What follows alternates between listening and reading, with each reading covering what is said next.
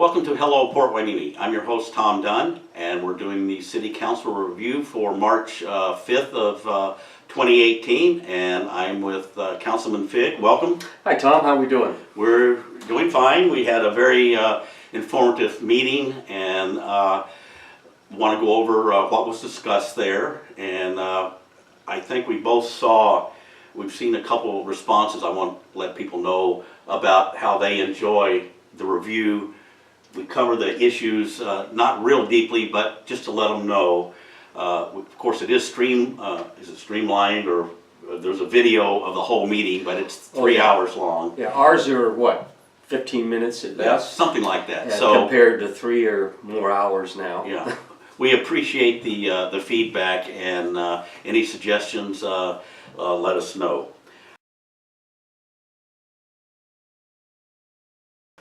The first thing on the City Council meeting was a report from the Housing Authority, and I'm familiar with, there is one public building, the Mar Vista building. Is there another one? I thought I heard somebody else mention it. Oh yes, the Willowbrook Public Housing Project, which is single story, primarily for families, whereas Mar Vista is a senior citizen complex. So at the Willowbrook, is that what you said? Yes, Willowbrook has how many homes? It's between 20 and 30 homes. They're single story, they're attached, they're not apartments per se, because they're all single story, whereas Mar Vista is 6 stories in height with 60 units. Where is the Willowbrook located? Right off of Hueneme Road, 1 block east of Ventura Road. Ah, okay. And Mar Vista is located on Scott Street. Scott Street. And right next to the port there, almost. That's correct. Over, by Panoma Street. Panoma Street, okay. A couple people from Mar Vista were there and brought up a subject of getting some, let's call it winterizing done. And I know there is a plan. I think it's a 5-year plan, and they have a certain budget, and they're going through that. What was this meeting about, and what did they bring up, and what is the city looking to get accomplished? Well, it was an agendized item to deal with just general business matters.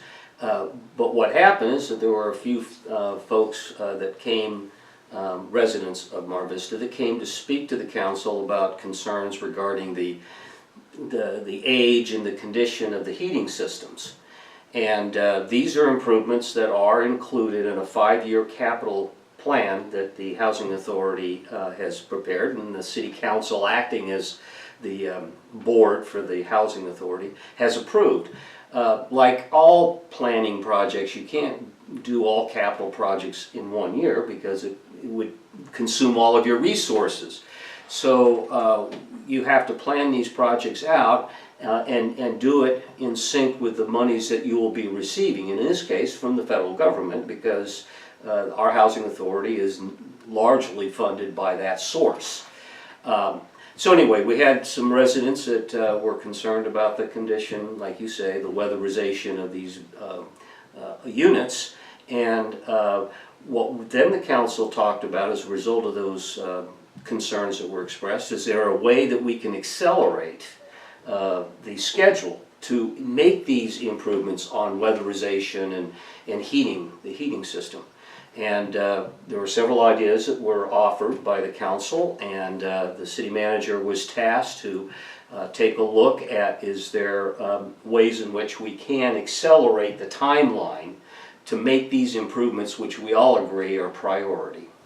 Yeah, it's good to have a monthly update. I think this is every meeting they come and talk to the Housing Authority. No, our Housing Authority is generally once a month, whereas our council meets twice a month.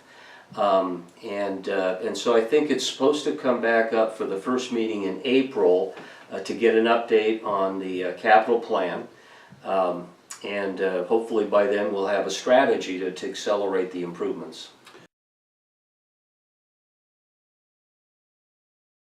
The next item on the agenda was the 2017 annual police report. given by Chief Andrew Salinas, and he spoke about the numbers, the crime. I think he said the violent crime was down about 30 some odd percent over the previous year, and but the what's the right word you call them, larceny or something, Larceny. is up about 20%, which I think he said 80% of that is people taking stuff out of cars, unlocked cars. Well, and that's, I think, the upshot of what he was suggesting is that, yes, the good news is that violent crimes are down, and larceny crimes, that is thefts from largely vehicle break-ins, are up. But they're solvable if people would just, be more cautious about where they park their car, make certain that the keys are not in the ignition, that the doors are locked. These are manageable issues. And so it was a very favorable overview of what, how things compare to last year.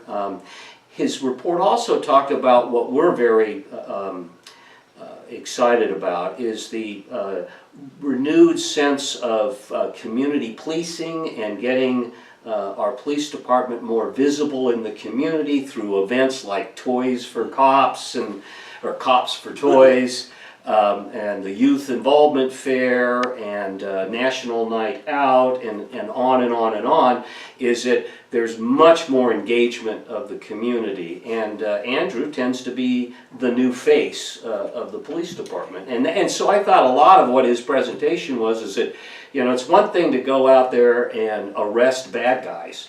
It's another thing to reach out to the community and say, hey, we're all in it together, and we're all in a partnership, and we need to help each other. Yeah, Andrew is a lot like I am. Never met a camera you didn't like. What was it? It's Salinas Productions, yes. I think is what he calls it. He's very skilled at his PowerPoint presentations. It was very, very good. He also did the Coffee with the Chief. You remember that? Mm-hmm. And he also allowed Hello Port Hueneme to tour the police department. And you had a actual ride-along with an officer.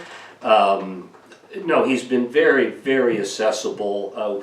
I thought one of the better programs that we all participated in was the Cannabis Roundtable, in which the public gets a perspective of how did policy come about, and then on the implementation side, enforcement side, what's the role of each of the departments, what's been our experience to date. I thought that was a very, very well done video.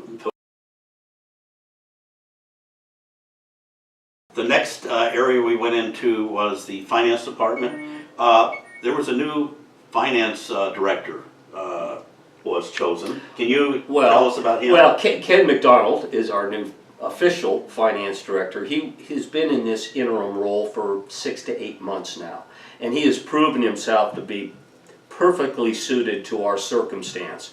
The city, has been in the hurt locker financially for some time, and Ken has shown himself to be a very skilled financial expert, and has embraced the issues that council has brought to him, that we need to come up with permanent fixes to our structural deficit. That means not only raising revenue, but really retooling our whole budgetary process and putting in safeguards to make sure that at the end of the day we're going to get a balanced budget. So we are very much impressed with his work, and so pleased that he accepted an offer to become the permanent director. He joins the list of the new department heads that were hired in the first part of last year. And I heard the same thing from you and Rod and a couple other council members that, hey, these guys seem to be really professional, and boy, have they turned out to really turn things around and respond to the citizens and respond to the needs of the community. Well, this is going to be Rod's legacy, the city manager's legacy, because that was the #1 charge that council impressed upon him when he was hired 12, 13, 14 months ago. Mm-hmm. So, I mean, he was the beginning of the new executive management team.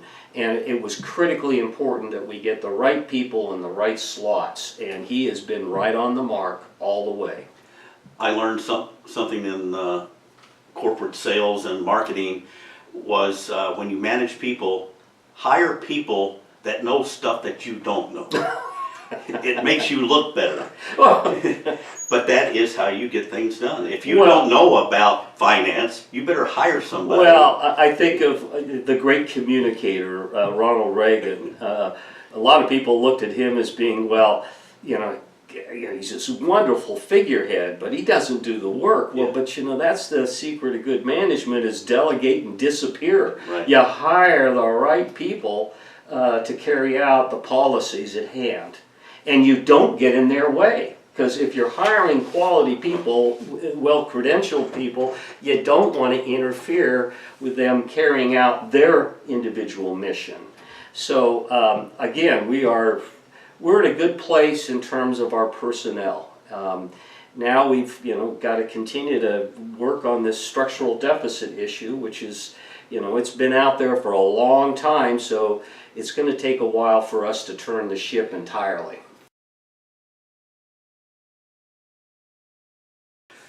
The next issue was the city manager.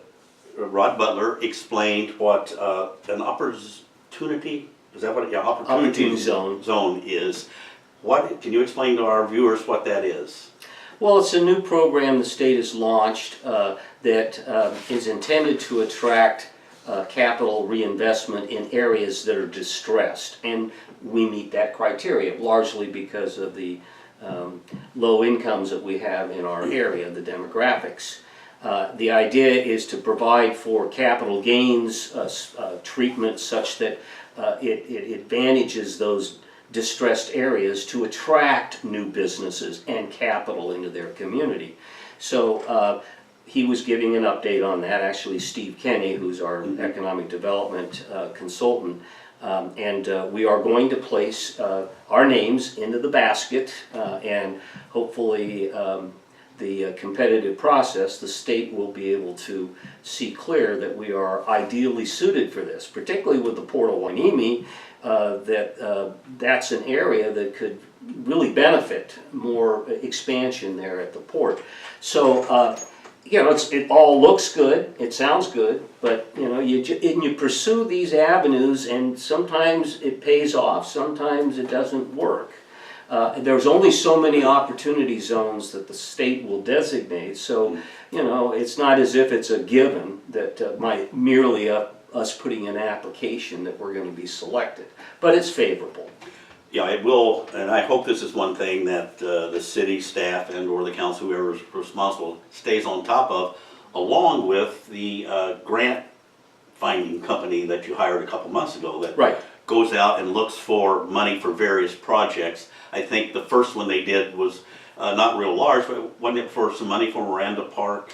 Yeah, that was a baseball foundation grant, and I think it was a good move for the city. It's experimental. We wanted to, because there was a feeling that we don't have staff dedicated to pursue these grant opportunities, and we are trying to overturn every stone we can, and this was one of them, is let's get a professional grant outfit to look out for our interests. We imparted on the grant writer, these are our needs, and so we want you to focus on those avenues. Don't just go after anything and everything that moves, but we want you to focus on these are our areas of need.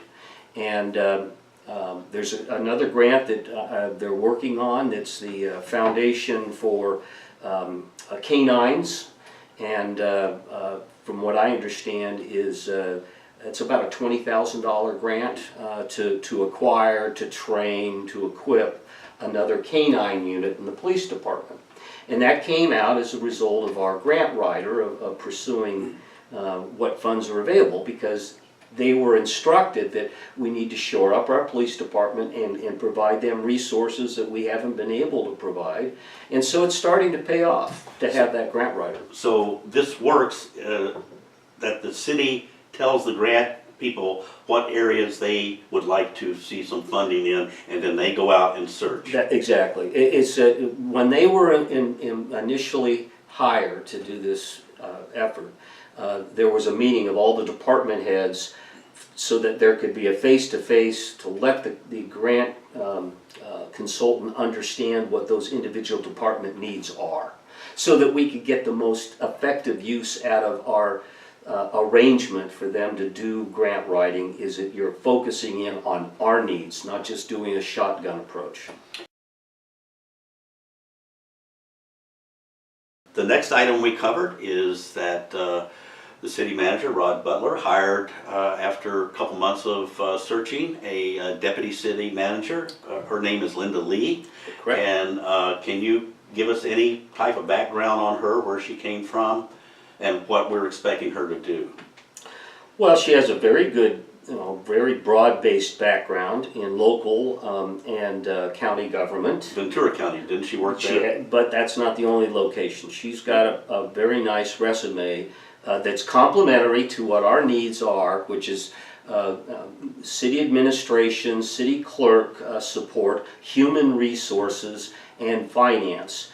And so these are, those are the core issues that we wanted the deputy city manager to be able to backfill in the, with the loss of Carmen Nichols from last year, who did just an outstanding job. So I kind of poked a little fun at our new hire in saying, Rod Butler has hit the mark on all of his hires so far, his executive team. And so we have all the confidence in the world in your abilities because of Rod's success to this point in filling out his executive team.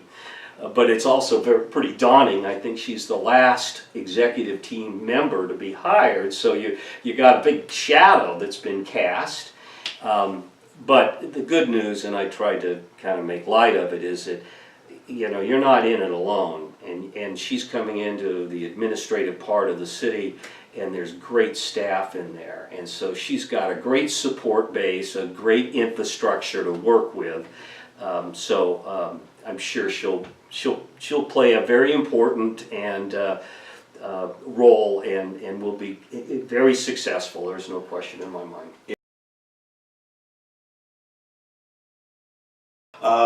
I think the last thing on our agenda is the City Council has agreed to celebrate the city's 70th anniversary of incorporation, which was in 1948. And I'm sure the month, whether it was March. It was March 23, 1948. So what is the city planning to do? I understand it's going to be throughout the year, 3 or 4 events maybe they plan to tie in with the 70th anniversary with certain events. Well, the first event is at our next council meeting, the 19th. There's been a general invitation made to public elected officials in Ventura County to join with the council at the beginning part of our next council meeting. A little reception, just to kind of jointly celebrate in a very informal way. And then we'll conduct the rest of the business of the council after that reception. But beyond that initial kickoff, the idea is, we only have so much money to be able to dedicate to this kind of endeavor. Let's piggyback off of events that are already planned. Everything from the youth involvement fair to the sunset suppers down at the beach that the chamber puts on, our senior luncheon, on and on and on. Let's piggyback off of existing events, and everything from having a booth or something, or the Banana Festival, where we could have maybe even sell sweatshirts like this. This is from the former Wainimi Beach Festival. And it could be a semi fundraiser, but again, the idea is not necessarily to have a separate a party. It's really to just again to take advantage of the events that we already have scheduled and just work off of those events. I I think it ties in with what the city is looking for, and it's what I look for when we started Hello Port Hueneme, is Port Hueneme pride. Absolutely. Getting the community to say, hey, I'm glad I live here, I'm helping out, and I'd like to see, you know, things like this go on so that we can become involved. So I'm looking forward to seeing how we can, you know, associate with these and celebrate, and then, boy, in 5 years, maybe we'll have fireworks and everything for the 75th. Well, wait, if that's we against the law. if we can plug the structural deficit, who knows? Yeah, okay. Tom, thank you very much. My pleasure. For your insight and explaining what's going on, and we look forward to seeing you 2 weeks from now with the next City Council review. Thanks. Until next time.